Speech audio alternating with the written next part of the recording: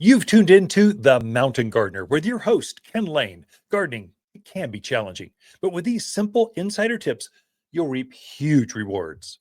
Now, let's tune into today's Mountain Gardener with Ken and Lisa. And welcome to this week's edition of The Mountain Gardener. Your host, Ken Lain, here every week talking about the landscapes of northern Arizona.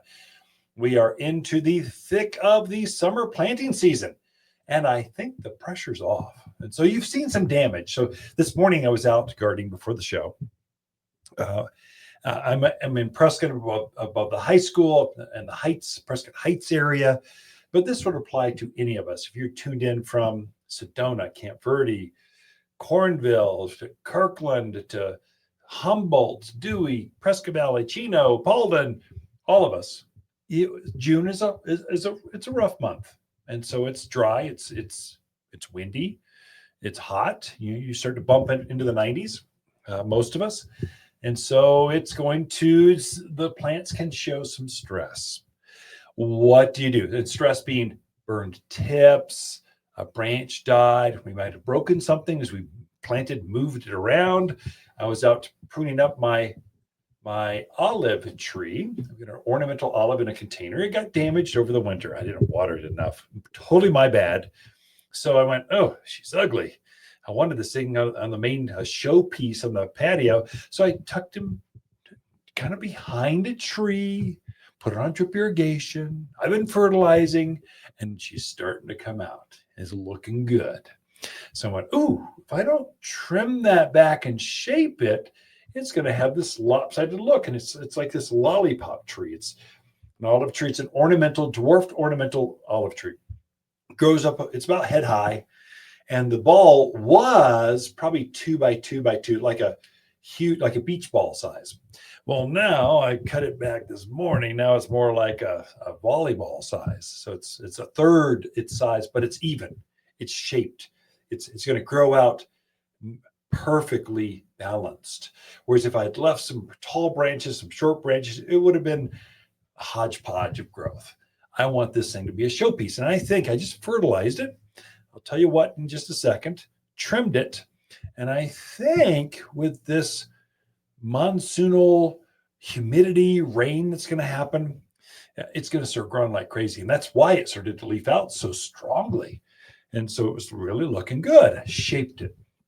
I did that for I had a couple dead branches on my gardenia. Now this thing is like 5 years old. It's in a container out of the patio. I think I should water more next winter if it's that dry. I think I saw a little damage, but it's a nice hedge. I don't know, not knee high, but in the pot it is, I guess. But it's maybe 18 inches across, a foot tall, this beautiful, it's in bloom, that great gardenia smell.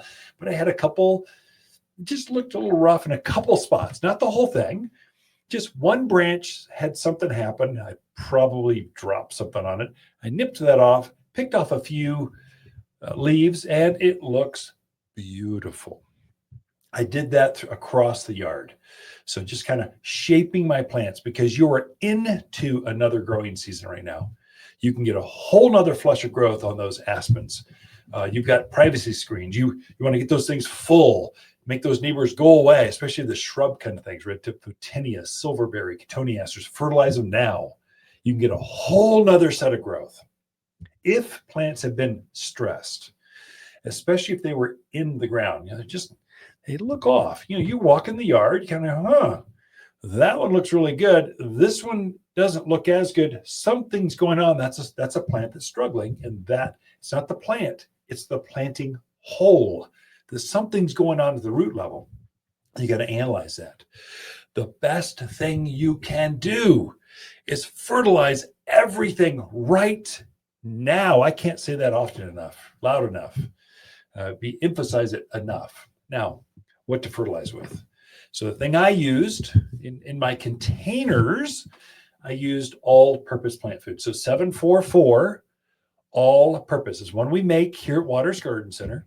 It's a recipe I put together years ago. It's for our plants at our elevation, with our water and sun. It works with our soil. It's made for here. Most fertilizers are national brands. and they're made not for us. They are made for the East Coast. They call it the Great Garden Arc.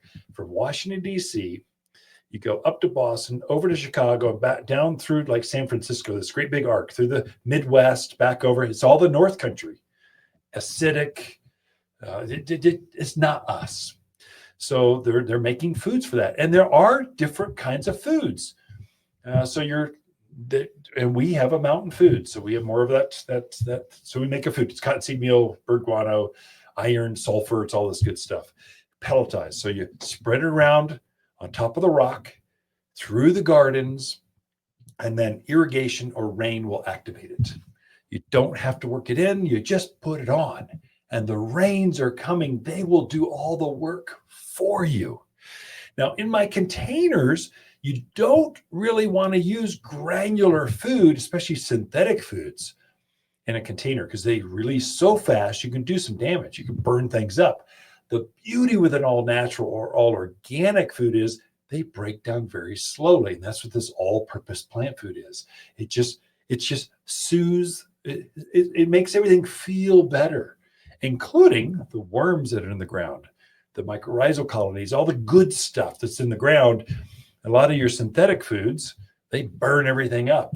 They're so hot that all your worms, it repels worms, which they're the guys that aerate all the soil for you. They allow roots to get out there and do more magic for you.